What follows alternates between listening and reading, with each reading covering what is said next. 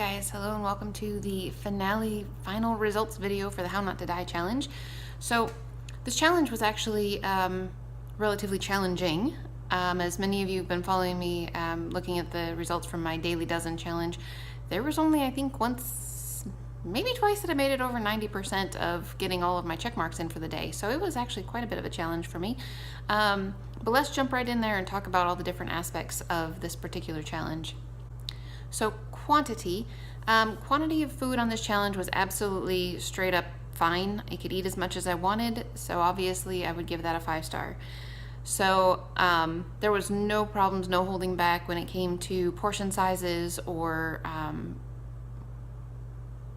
yes, the types of food were something I had to consider, but the amount of those types of food really weren't an issue at all. So if you're looking for a particular plan where you could really truly eat till you're full, this would definitely be high on that list. There would be no problems whatsoever with thinking that you could try this and not be hungry. So quantity of food, 2 thumbs up. That definitely worked out really well. And all of the recipes prepared a very decent amount of food, so you would have leftovers, which is kind of nice to not have to cook every single day. I typically did, but you wouldn't have to, so that's actually really nice as well.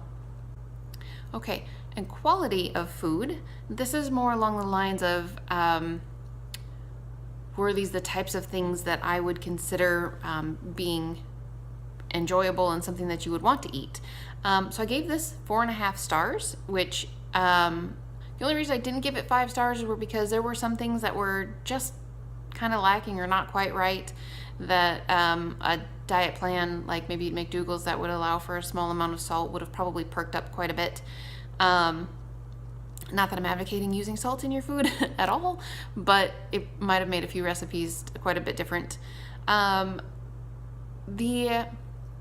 There were so many recipes that were really, really good, like the zucchini and creamy Alfredo, or the lentil shepherd's pie, or the black bean burgers, the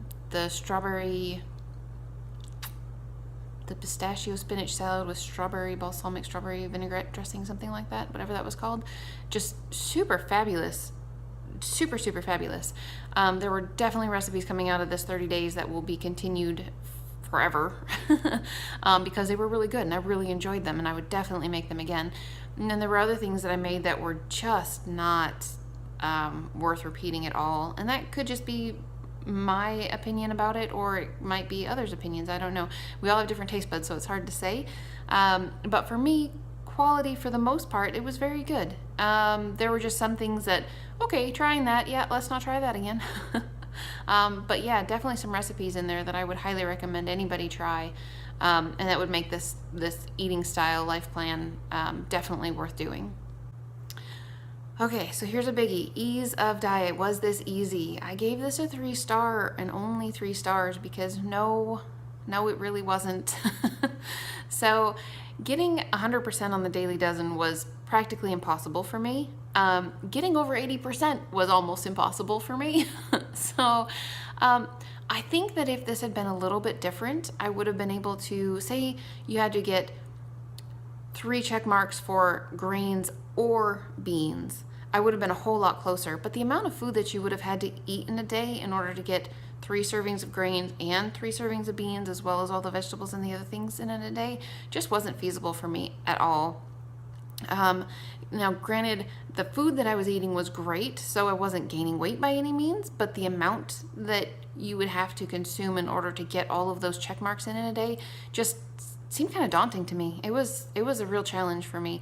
That was not easy for me. Tallying up those check marks at the end of the day and being like, yeah, well, day's over, I didn't get it again, was a little bit frustrating, but not in a I want to give up type of way, just in a, gosh, what in the world could I do to get more of this in me when I'm eating plenty of food? I really don't know. So anyway, ease of diet, this wasn't exactly the easiest of plans, to be honest with you. And also the recipes, some of them were more complex than I would care to do on a typical night that I have to work. So you guys know I work 7 on, 7 off, and then on my off week I work as well.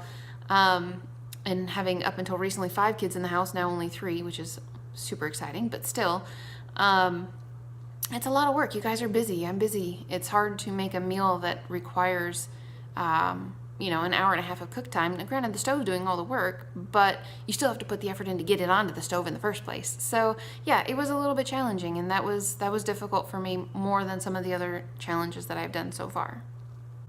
Okay, so sustainability. I gave this one a 3-star as well because I didn't think this was very sustainable.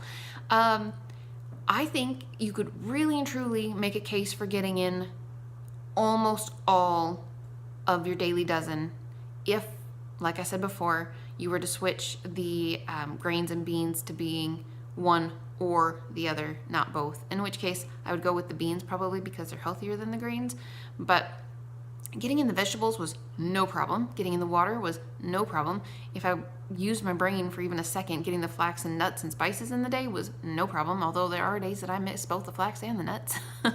But for the most part, those things were not difficult. The cruciferous once in a while I missed, but not very often. That's pretty easy to get some cabbage or Brussels sprouts or broccoli or cauliflower or something in your diet. But that much, a cup and a half of beans and a cup and a half of grains every single day really was a challenge for me. And maybe if somebody ate wheat, they could have 2 slices of bread and that would be 2 grains, and that would be a whole lot easier for them to get in, and they could put some hummus in it and there would be 3 check marks right there. I don't know. But it really was difficult for me to get that accomplished. So I would not say that this would be overly sustainable for me.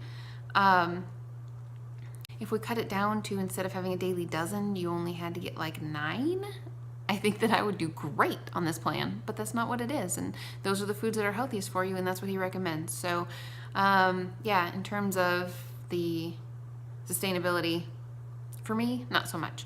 Were the recipes, some of the recipes awesome and worth repeating in everyday life? Absolutely. The plan as a whole, probably not for me. Okay, so effectiveness and weight loss.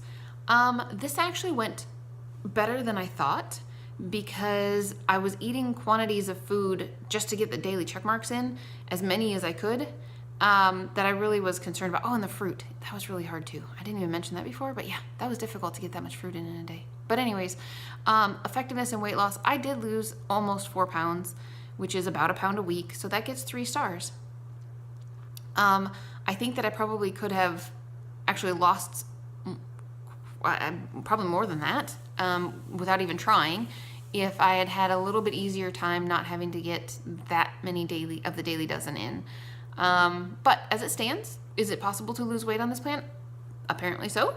And the food was great, and I ate as much of it as I wanted to, and I never felt like I was too hungry or anything along those lines. So that's pretty awesome. I mean, you can't really fault a plan for being able to eat as much as you want and still really slowly losing weight, because slow is healthy. So yeah, that actually is okay.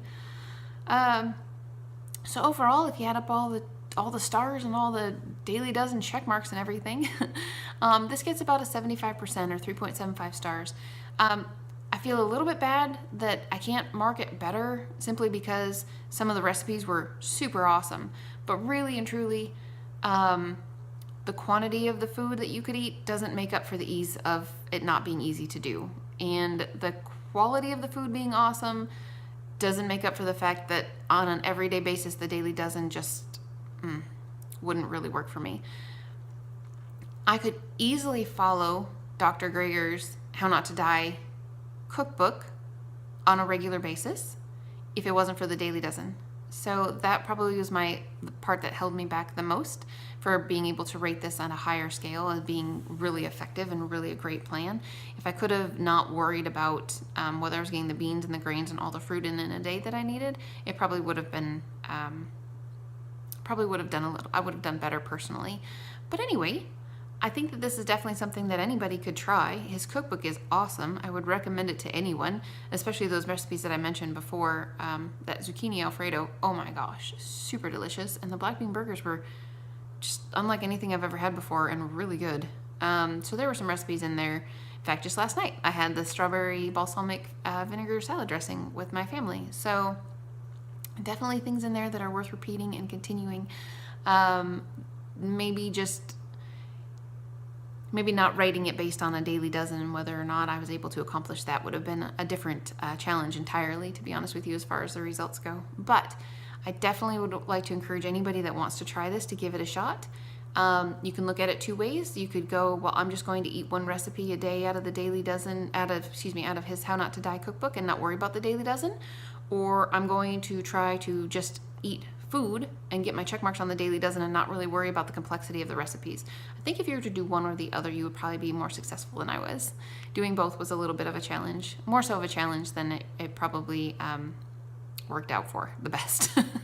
But anyway, so that's it for this challenge, guys. And I'm really looking forward to next time around. And I don't actually know what I'm doing next time around. I've got 4 or 5 different possibilities floating around and I can't decide which one to do. So I'll check back with you guys in a few days, and I hope you're having a fantastic time. And yeah, see you again soon.